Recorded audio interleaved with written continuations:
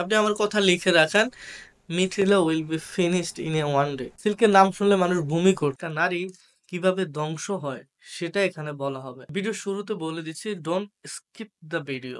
ভিডিওতে কথা বলবো তাসান আর রোজা আহমেদকে নিয়ে এবং সাথে মিথিলাকে নিয়ে। এবং আজকের ভিডিওতে মিথিলা, তাহসান এবং রোজা আহমেদ তিনজনকে নিয়ে কথা বলা হবে। যে কথাগুলো কোনো সংবাদ মাধ্যমে প্রচারিত হয় না, শুধুমাত্র আপনি এখানেই শুনবেন। সো ভিডিওটা অনেক বেশি ভালো লাগবে আপনাদের। এমন ভাবে মানে আমি সাজিয়েছি, একদম শুরু করে রোজা, তাহসান, মিথিলা, ফাহিম থেকে শুরু করে জন কবির থেকে শুরু করে সৃজিত মুখার্জি, সবার কথা এখানে বলা হবে। আর একটা নারী কিভাবে ধ্বংস হয় সেটা এখানে বলা হবে। তো সম্পূর্ণ ভিডিও দেখবেন এবং আপনাদের ভালো লাগবে, কথা দিচ্ছি।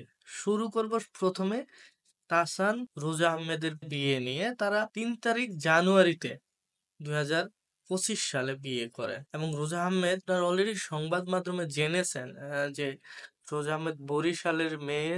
তিনি কসমোটোলজিতে স্নাতকোত্তর ডিগ্রি লাভ করেছেন এবং যার ব্রাইডাল মেক ওভার নামে একটি প্রতিষ্ঠান রয়েছে ইউকে তে। তিনি লাইসেন্স সংগ্রহ করেছেন যে মেক ওভার রয়েছে এই সমস্ত একটা ব্যাপারে। সো কমন থিং, এটা নর্মাল মেয়েগুলা করতে, যেটা মানে সোশ্যাল মিডিয়াতে ভাইরাল হয়েছে, সবার কাছে অনেক জনপ্রিয় হয়েছে, সেটা হলো তাহসানের সাথে রোজা আহমেদের বিয়ে। আসলে তাহসান আজ থেকে জনপ্রিয় না। আমরা যখন বুঝতে শিখেছি খুব ভালোভাবে, কলেজে পড়াশোনা করি, তখন থেকে তাহসান অনেক জনপ্রিয়। তাহসানের গান অনেক জনপ্রিয়, দোকানে দোকানে বাজতো, ঘরে ঘরে বাজতো তাহসানের গান। শহর সিটিগুলোতে তাহসানের গান বাজতো। তাহসান এত জনপ্রিয় একটা ব্যক্তিত্ব। ঠিক সেই সময় আমরা এখন অতীতে ফিরে যাই, আবার বিয়েতে পরে আসবো। সেই অতীতে তাহসানের সাথে মিথিলার প্রেম। একসাথে একই ইউনিভার্সিটিতে, ঢাকা ইউনিভার্সিটিতে পড়াশোনা করতো। মিথিলা তাহসান একে অন্যের সাথে দেখা করতো, মোবাইলে সারা রাত ভরে কথাবার্তা বলতো। এইভাবে যখন শুরু হয়, তখন তাহসান মিথিলার সম্পর্কটা মানুষের কাছে একটা পারফেক্ট ম্যাচ মনে হয়েছে। মিথিলা অনেক মেধাবী, ঢাকা ইউনিভার্সিটিতে পড়াশোনা করে এবং দেখতে শুনতে ভালো। তাহসানও মেধাবী একটা ছেলে, অলরাউন্ডার, গান করতে পারে, অ্যাক্টিং জানে।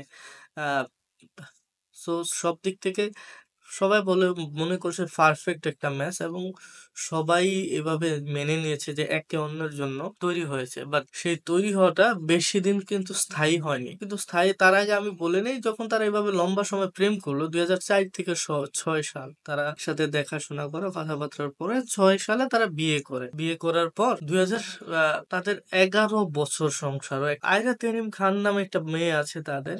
11 বছর সংসার পরে মিথিলা তাহসান তারা বসে সিদ্ধান্ত নেয় তারা আর সংসার করবে না। তাদের সংসার ভাঙন হয় এবং তারা জনগণের সামনে, বিশেষ করে তাহসান এমন ভাবে বলেনি, তেমন একটা নিজে কোথাও এই সম্বন্ধে আমি দেখিনি যে বলেছে বোঝাপড়ার মাধ্যমে বসে সম্মানের জন্য আলাদা হয়েছে। মিথিলাই বেশিরভাগ সময় মিডিয়াতে বলে বেরিয়েছে, হ্যাঁ আমরা মিউচুয়াল ভাবে বসে আলাদা হয়ে যাচ্ছি, একে অন্যের প্রতি রেসপেক্ট রেখে। আমার বাচ্চার বাবা তাহসান, সো বাচ্চার দিকে দেখে তাহসানের সাথে ভালোভাবে সম্পর্ক রেখেছে।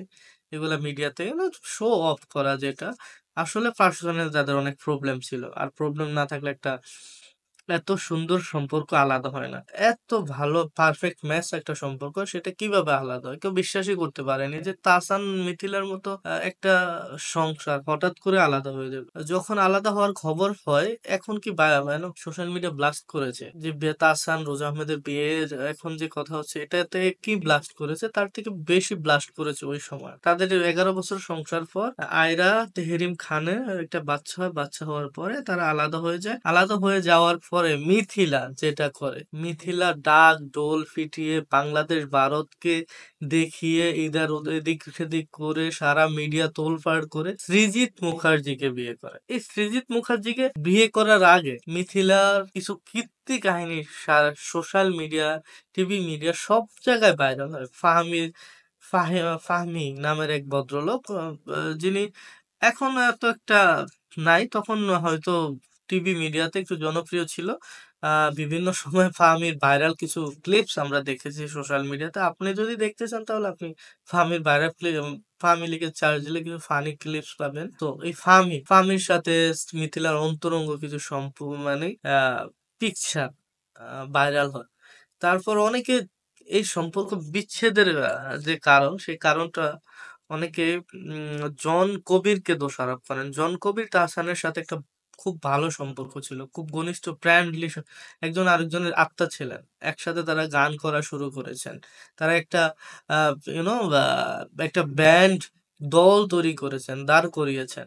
কিন্তু জন কবিরের সাথে তাহসান মিথিলার যখন অন্তরঙ্গ পিকচার বের হয়, আমার মনে হয় তার আগেই তাহসান এই ব্যাপারগুলো জানতেন, এবং তাদের জন কবির এবং তাহসানের সাথে সম্পর্ক খারাপ হওয়া শুরু হয় দিনকে দিন। সো এইভাবে যখন সোশ্যাল মিডিয়া জুড়ে, টিভি মিডিয়া জুড়ে ফাহামির সাথে জন কবিরের সাথে, এই দুজন তো নামমাত্র ব্যক্তি।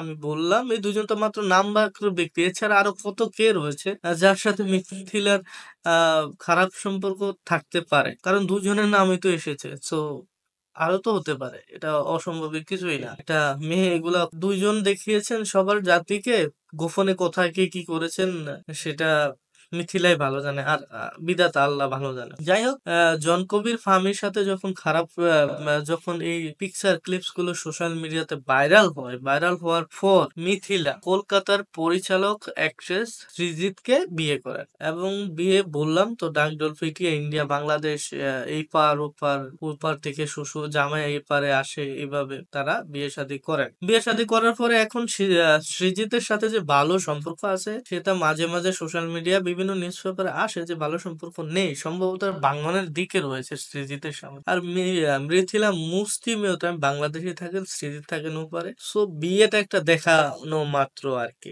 যখন মিথিলার ট্রাইঅ্যাঙ্গেল প্রেমের কথাবার্তা বলছি, তখন রোজা আহমেদের সম্বন্ধে একটু বলে নেই। বিয়ে, তাহসান মিথিলার বিয়ে হওয়ার কিছু মানে নেক্সট ডে থেকেই রোজা আহমেদের বিভিন্ন পিকচার সোশ্যাল মিডিয়াতে আসা শুরু করে। প্রেমের সম্পর্ক, গুঞ্জন, এবং রোজা আহমেদের বাবা ক্রস ফায়ারে মৃত্যু, র্যাবের ক্রস ফায়ারে মৃত্যু, এই সমস্ত খবর আসা শুরু করে। রোজা আহমেদের যে প্রেমের সম্পর্ক বা প্রেমের গুঞ্জনের কথা আসা শুরু হয়, সেখানে বেলাল নামে এক ভদ্রলোকের সাথে সম্পর্ক শুরু হয়, এবং এই বাবা বলতে শোনা যায় যে বেলাল থেকে অনেক টাকা নিয়েছেন, এবং রোজা আহমেদকে বাঁচাতে আসলে রোজা আহমেদের ভাই আবার এখানে স্টেপ নেন। তিনি সেই বেলালকে বিভিন্ন মেসেজ করেন যে আপনি তো রোজা থেকে কোনো টাকা পাবেন কিনা, সেই স্ক্রিনশট তিনি আবার আপলোড করেন তার সোশ্যাল মিডিয়া ফেসবুক প্রোফাইলে, এবং তিনি তার বোনকে বাঁচানোর চেষ্টা করেন, বলেন যে আমার বোন এই ধরনের মেয়েই না। এই হলো আসলে বর্তমানে যে তাহসান মিথিলা, আর মিথিলা তাহসান রোজা সৃজিত জন কবির, এই সমস্ত মানুষগুলা নিয়ে এখন সোশ্যাল মিডিয়ায় হচ্ছে আলাপ আলোচনা হচ্ছে, কথাবার্তা বলছে। বাট প্রকৃত অর্থে যে কথাটা বলা, সেটা হলো তাহসান ইজ এ পিওর গাই। তাহসান আসলে খুব ভালো একটা মানুষ, আপনি এই ধরনের কিছুই তাহসানের পাবেন না। ট্রুলি জেন্টালম্যান, তাহসান হলো একজন প্রকৃত অর্থে ভালো মানুষ। আর অন্যদিকে বাকি চরিত্রগুলো যদি বাদ দেই, বাকি চরিত্র বাদ দিয়ে দিলাম, অন্য অন্য সব বাদ দিয়ে তাহসান ইজ লাইক জেন্টালম্যান যেটা বলা হয়েছে।